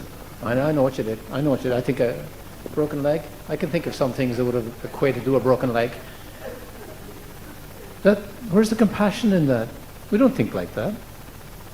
So it's the same. Just let the person go. Such a nice answer. I think because of time, we'll take one more. And I do want to say something about OCHS as well. You're going to have to stretch it. Hare Krishna Prabhu, thank you for class. I'm not very articulate, so bear with me. Sometimes devotees may be very generous in their assumption of where we're at and call us humble, which is... Could you hold it a little closer, because I can't hear you on it. Yeah. Sorry. Sometimes other devotees can be quite generous about us and call us humble and things like this, which is actually not very helpful, because it just feeds the false ego. how do we distinguish between recognizing that if there's ever a chance of developing some kind of humility, and the difference between like a lack of self-worth? Because it seems like we can be very, oh no, I can't, it's not. And it's not humility, actually, it's just this lack of self-worth, which seems to just be like an increasing false ego that's getting bigger. So it can feel like you're going backwards rather than forwards. Does that make sense? No, it's a very good point, the difference between self-worth and humility. It's interesting that Arjuna's humility is that he fought a battle. It's not the classic idea of humility, killing people. So humility isn't to be obsequious. It isn't to be Uriah Heep in Charles Dickens. You know, oh yes, oh yes, oh yes, oh yes, sir, oh yes, sir, and all that. And you see that in ISKCON, you know, I mean, so when I walked in, someone gave me a garland. After they gave me a garland, everyone was going, Hare Krishna Prabhu, Hare Krishna Prabhu. And it's a Pavlovian response to someone wearing a garland. So I don't have to take it seriously. You know, it's just a thing. And it's up to us what we take seriously. So I remember when I was on the Bhakta program, and there was a young Scottish devotee, and I was in the movement like 3 days, and just joined this Bhakta program. The Bhakta leader was there, and this Scottish devotee, I'd noticed him, he was walking around the temple, and everywhere he'd go, Hare Krishna, over there, and he was just really humble. And I was thinking, that guy is so humble. It's like anytime anyone looks at him, he goes, Hare Krishna, you know. And so in the middle of a class one time, he asked a question, and it was such a humble question, said with such reserve and humility and self-deprecation. And the Bhakta leader looked at him and said, "You're so humble. You make me sick." And I suddenly got it. He wasn't being humble at all. He was just acting humble. Because when we joined first, we act like devotees. And the Bhakta leader was just kind of shaking him. You know, wake up, come on. So that's not humility. So lacking self-worth, we lack self-worth when we don't know who Krishna is. When we don't know that someone loves us. When we have someone in the world that loves us, we're full of vim. But if they die or leave us, then we're deflated again. So we have to find the source of love, the one that doesn't disconnect, doesn't leave us. And we have to learn how to connect with that source, because Krishna so much wants to connect with us. He wants any excuse to connect with us. And that's where we're going to get our self-confidence and our self-esteem from. Because our self in that context is that we are connected with Krishna, He's our friend, and He loves us. And with that self-esteem, we can conquer the world without any difficulty. Nothing is impossible. And that humility is to go out and conquer the world. That is the humility of that. It's not self-deprecating. If someone comes and says, "You're a lovely devotee," take it. We need a hug every now and then. We need it. It's just an emotional need. We need someone to come and say, "You're a great guy, you're a great girl, oh, you did a great job." And you know, it's one of the, Rupa Goswami says, the gifts, the exchanges between devotees. So the devotee gives you a gift. Well, the gift is that you're a wonderful person. My gift to you is today, you had the courage to ask that question. Take it.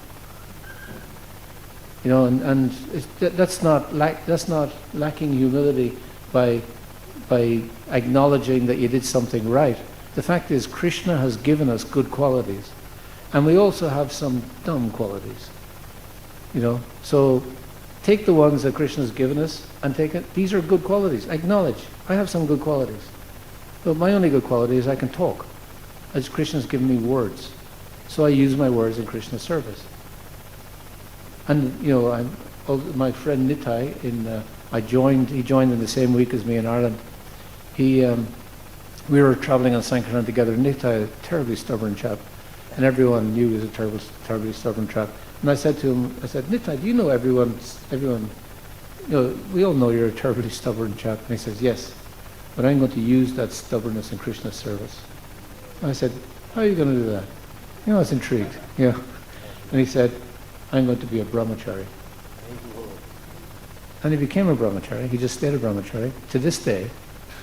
And the test for me of a brahmachari is ask the women, is he a brahmachari? Because the women, if a man's giving out vibes or there's something going on, the possibility of a relationship, women will pick it up within seconds. If there's some emotional tail hanging out, they'll latch onto. They'll see it. And with Nitai, they all go, yeah, he's a brahmachari. Yeah, he's a brahmachari. Not an issue. He got it. He understood what to do with a quality that no one valued at all. Dumb quality. But he took it and transformed it. That's extremely humble. He admitted he was dumb. And then he used that in Krishna's service. It takes honesty and humility to do something like that. Yeah, amazing. I think it would be nice to just have a few more questions. Sorry to keep you there, Shaunaka Rishi Prabhu. So who has another question? Hare Krishna Mata. You might need to come a bit, I can reach you.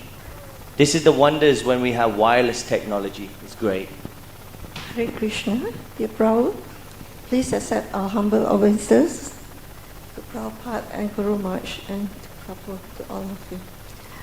We'd like to know, you have mentioned a lot about mercy.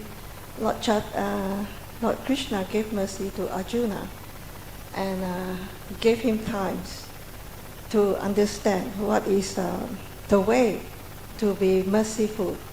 And you mentioned, as what I know, Lord Chaitanya Mahaprabhu and Nityananda gave their mercy to Gadai and Madai. So what is the process that we can attain this mercy of the Lord in our everyday life? What is the best process and how we should try to achieve what the Lord wants us to do? Thank you. Thank you, Guru. Very, very good question, essential question.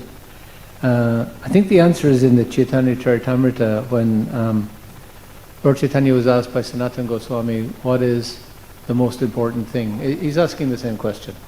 So you're asking a question that Sanatana Goswami asked, so well done you. What is the most important thing? So what is the most important thing in Krishna consciousness? Any holy name? Chanting? Chanting? Any advance on chanting? I think we're stuck on chanting. What's that? How, yeah. So it's, everyone says chanting? Mahavishnu? Know yourself? No. Association. Ding dong. Bingo. No. Association. Sangha. Sadhu Sangha, Sarva Shastroy. Lord Chaitanya said Sangha. And we all think chanting. I really do think we should someday understand what our tradition actually is. So Lord Chaitanya says Sangha. That's how to develop Krishna consciousness. We do it in Sangha, in association of devotees. As I said earlier, we have to choose the devotees carefully. It has to be devotees that we can develop with, because not everyone is like-minded. People think differently, they have different culture, they come from a different background.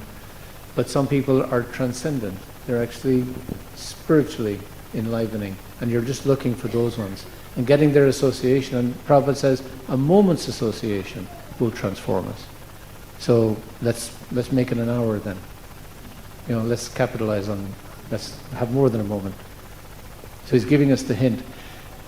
We don't learn to chant until we meet a devotee who tells us that we should chant. If you understand the logic of it. We don't understand about prasadam, we don't understand about Krishna, about mercy, about love, about any of this until we meet someone who inspires us, who gives us the idea that this is possible. Prabhupada says in the purport in the first canto, he says, when someone meets a devotee and has a good experience and thinks, these Krishna people are really nice. They've just had a nice experience. They just have a little confidence that there's something there. He says, Krishna thinks, they have now turned to me. Because Krishna is so eager to have a relationship with us again. that he takes any excuse and magnifies it way beyond his capacity. And someone just says, oh, those Krishna people are nice. And Krishna goes, oh, he likes me, he loves me. He magnifies it into love, and because it's the Krishna people, it's him. And then he starts to help them in their life. And that's the power of association. That just by meeting a devotee and thinking, having a good feeling in your heart, because it's been a loving exchange, because the devotee has been friendly, because of that feeling, we feel, oh, that was nice. And then Krishna goes, and Prabhupada says, that is the beginning of their spiritual life. You've transformed someone. You don't even know you've done it, but you've transformed someone. And that's how we become transformed, to meet those people, to stay with those people. And I can give you an example. A couple of weeks ago, I was in Villa Vrindavan in Italy. We were at a devotee conference. We were all meeting and talking about blah, blah, blah. And then I was walking past the temple room. The temple there is exquisite. The devotees are gorgeous. And they have Jagannath, Baldev, Subhadra, and they were going on Snan Yatra. So they were taking them from the temple and bringing them upstairs to the Pujari room and all that stuff. So there was a Kirtan going on, and I was just passing by, and I just walked out of the session, and I was a bit my head was going bong, bong. And I thought, oh, Kirtan, I'll go into the Kirtan for a few minutes, in the lackadaisical, lazy kind of a way. I walked into the Kirtan, and as soon as I walked in, whoever was leading the Kirtan had obviously been leading it for too long. So as soon as he saw me, he just gave me the microphone. So I had a microphone in front of my face. He was like, all of a sudden I was leading the Kirtan, which wasn't my idea of a break. And so I was leading the Kirtan. I let it for a while, I gave it to someone else. But I stayed in the Kirtan because it was a lovely Kirtan.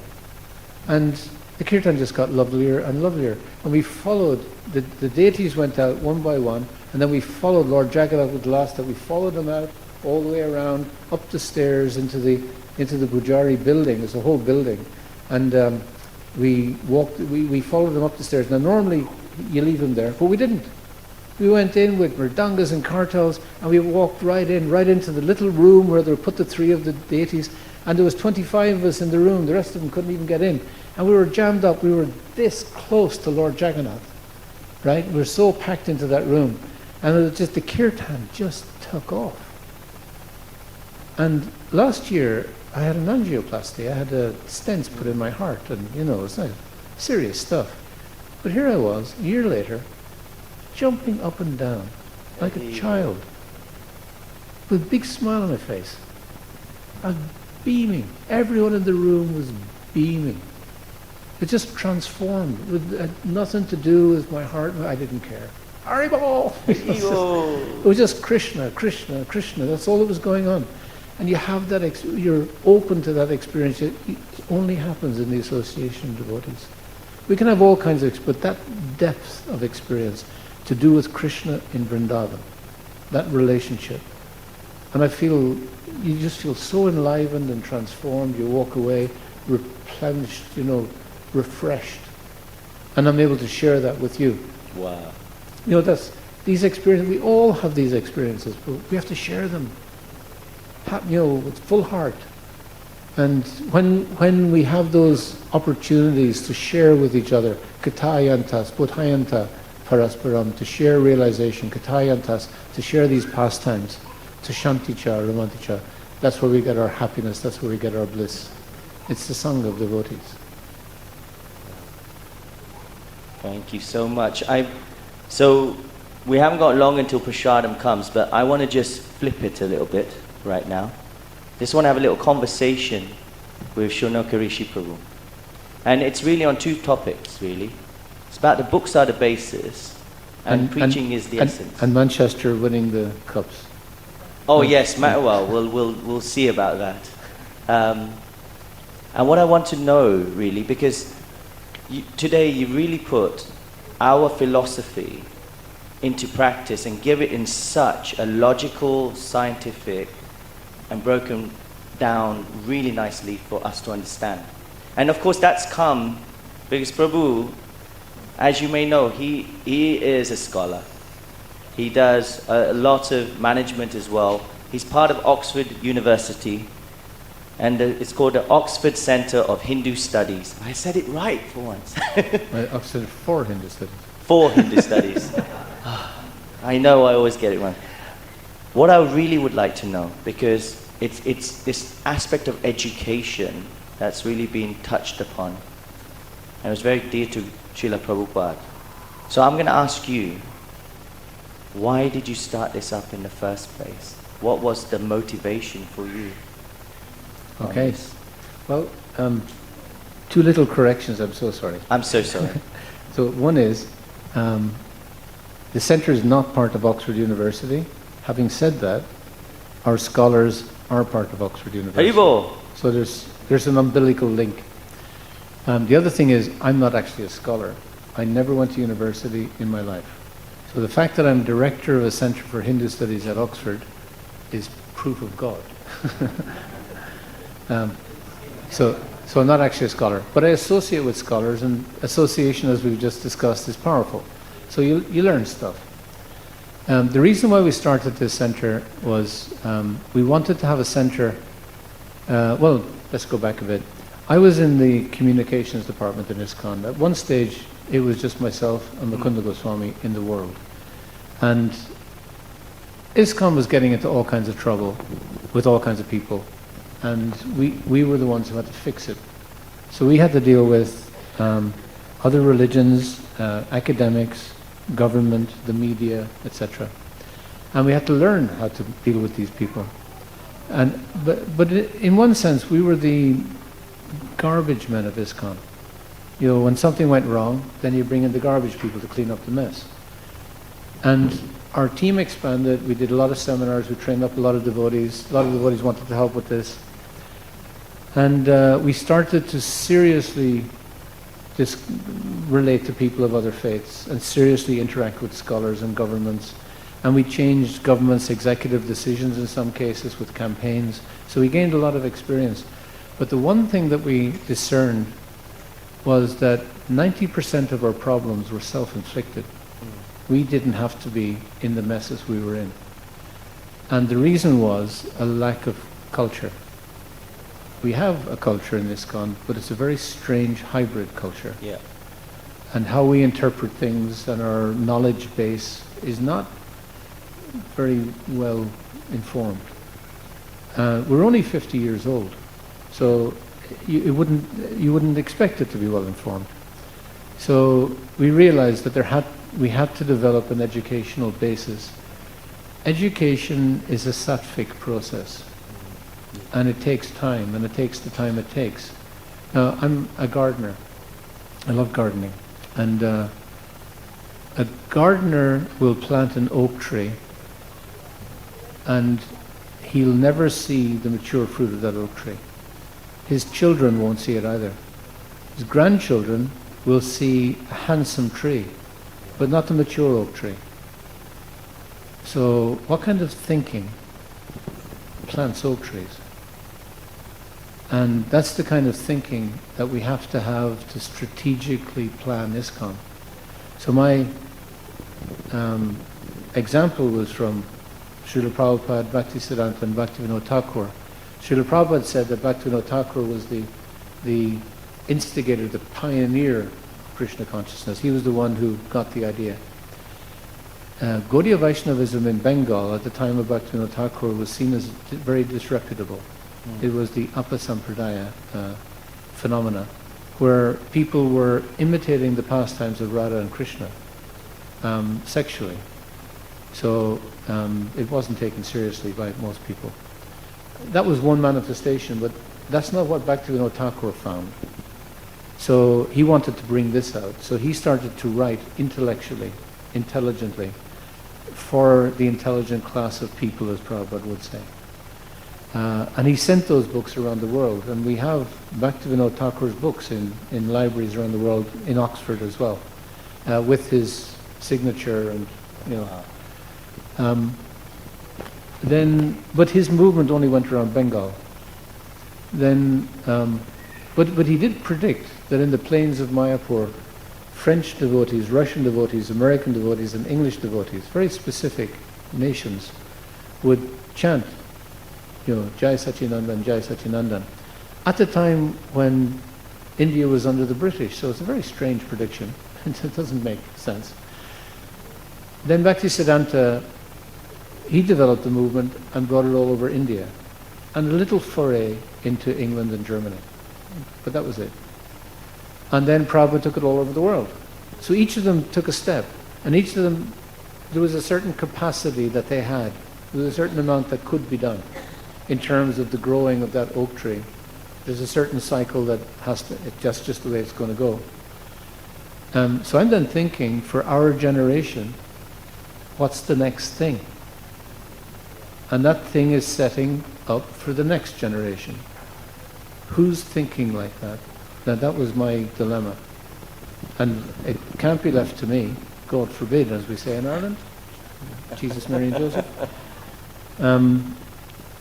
But at least we could develop an academic institution where we attract the most intellectual, most Brahmanically inclined, most sattvic to come and learn at the highest level of education, and develop a kind of an intellectual hothouse. And so that's what we started to do. And so there are other parts to the motivation, but that's the most basic motivation. Another one is to fulfill Prabhupada's mission of Nirvishesha Shunyavadi Paschitade Shatarne. That's another discourse maybe. So we started that, and since we've been in operation for 25 years. It takes about 18 years to qualify a student to go from 0 to PhD, postdoctoral, and then get a job. And then that person is ready to give back. So that's the initial time investment. There was no temple president in ISKCON willing to give that time investment of any of their devotees. But that wasn't even relevant, because the caliber of devotee you're looking for has to be able to matriculate into Oxford University in the first place. So it can't be a temple president nominates back to Joe. The person has to be capable. But from the first day that we began to consider a Center for Hindu Studies, we had 3 devotees on the doorstep knocking the door before we even opened the door. So we realized, okay, this is something that Krishna wants. So we've qualified about 27 devotees through Oxford. 27? Yeah. Wow. And some of them are tenured professors in Japan, in China, around Europe, in America, North and South. So there's a very quiet network of very intelligent, well-trained people in our tradition, beginning to teach in a completely different way. And they're all connected together. We meet regularly, and we plan the strategic development of Gaudiya studies systematically. So there is something happening at this level. It has been happening for 25 years. We've kept quiet for nearly obvious reasons. You get trolled for sneezing in ISKCON, I've noticed. So we just want to just do the job. But some of these devotees are exceptional people, exceptionally intelligent and well-trained as scholars, and exceptional as devotees. They have the achar and the prachar. And I was only ever looking for 7. If we had 7 who were vocational, and we certainly have that. That's amazing. So now the field of Gaudiya studies is an academic field. And the literature of Gaudiya studies in academic discourse, more than 50% have now been written by devotee scholars. So Oxford is the center of Gaudiya Vaishnava studies in the world. And it's also actually the center of Hindu studies in the world, the academic center. So, it works now. So one question on this then is, it sounds very intriguing, and I know that in our community and over here, probably there might be 1%, no, I'm joking, quite a lot that are quite intellectual, that they might want to help in some way. So how can they get involved if they would like to help? That's the first part. And the second part is, if they feel, okay, maybe that's a bit too high for me, but I would like to learn, and do it systematically. Does the center offer that for them? So those are the two questions. Okay. So the first question, devotees have come knocking on the door asking to give lectures and things like that, and we can't facilitate that, because to give a lecture in Oxford you have to be academically qualified in the field you're to lecture in. So just because we've read the Bhagavad Gita a few times doesn't mean we know anything about the Bhagavad Gita. And Bhagavad Gita in context of other commentaries. And so, for instance, Gopinath Acharya, one of our scholars in Oxford, and he's also a member of the Theology and Religion faculty in Oxford, he is supervising the PhD of a devotee studying Gaudiya Vaishnavism. So this is the level we're at now, where we have devotees supervising devotees to get an Oxford degree. So I've seen him in a lecture where someone has quoted Sankaracharya, and a scholar, and said that Sankaracharya says such and such according to this text. I've seen him question this, and then from memory quote 2 verses of Sankaracharya to prove his point. I find devotees have difficulty quoting a verse from the Bhagavad Gita to prove a point. So what to speak of, he knows the Bhagavad Gita, he knows the writings of the Goswamis, the Sandarbhas, he also knows Bilva Mangala Thakur, he knows Sridhar Swami, the first commentator on the Bhagavatam, he knows Sankaracharya, Ramanujacharya, Madhvacharya, and can quote from all of them. So that's the level of knowledge we're speaking of. And this is creating a benchmark for scholarship within our society. That's amazing. What about the second one then? The second one, at the moment, we've started tutorial programs, which we've been doing for a couple of years, where we get, it's online, where we get 6 students, and they do 8 classes with 8 different scholars, and each of them is a world expert in their field. And so it's rather intense. But they get an Oxford level of education about Gaudiya Vaishnavism. We've had senior devotees and junior devotees, we've had swamis and bhaktas go through this program. About 60 devotees have gone through it. It's only 18 a year we can accommodate. So this is a little rare, it's invite only, we don't accept applications for it. And it was just an experiment. We've gone through the process where people are ready to give back. Now we're giving back. The next thing that will be available to everyone will be a couple of years' time. We'll have a series of online courses in Gaudiya Vaishnava studies. So kind of an introduction to Vaishnavism, an introduction to Gaudiya Vaishnavism, an introduction to our scriptures, to our idea of the Guru, introduction to social engagement. How do Gaudiyas deal with Black Lives Matter, or the Me Too movement, or homosexuality or gender issues?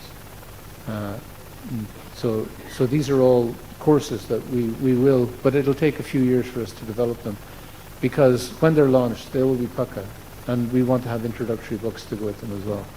So it's developing a basis for a sound education. It's not to supplant any other form of education we have, it's to complement. But it's also to help raise the tone of dialogue within ISKCON, because the tone of dialogue we have online at the moment is very poor, sadly. Yeah. Wow. This has opened your eyes, and that's why I wanted to ask these questions. And if you want to know more, I want you to go to www.ochsonline.org. That's ochsonline.org. Or if you just do ochs.org, you get to a different site. That is the center. Online is just the online courses. We have about fantastic. 30 online courses. The online courses aren't made just for devotees, they're made for anyone. Anyone. So they're a scholarly approach to the Mahabharata, the Vedas, the Upanishads, things that devotees, we quote often, but we don't never read. So it's a scholarly approach to the Bhagavad Gita, to yoga, philosophy, etc., etc. Fantastic. So I just want to say a big, and I'm going to say for another 3, because that makes it 9 then, I think, if I'm counting. So big free Haribol for Shaunaka Rishi Prabhu. Haribol! Haribol! Haribol! And now I'm going to Hare Krishna. Shaunaka Rishi Prabhu ki. Thank you so much, Prabhu, for taking your valuable time and giving us a lot of insights about how you compared the house to the Krishna's love and everything. So thank you so much for your time. And now the prasadam is there. So a small announcements, what we are going to do after the prasadam. Yes, so the lunch prasadam is ready to be served. We will move on to the prasadam program. Before that, I would just like to brief the next upcoming agenda for the day. So at 2 p.m. sharp, we will have Vaishnana Bhajans by a few beautiful Kirtaniyas. 2:30 p.m. is a very important and interesting session. It's the interactive panel discussion with Vishakha Mataji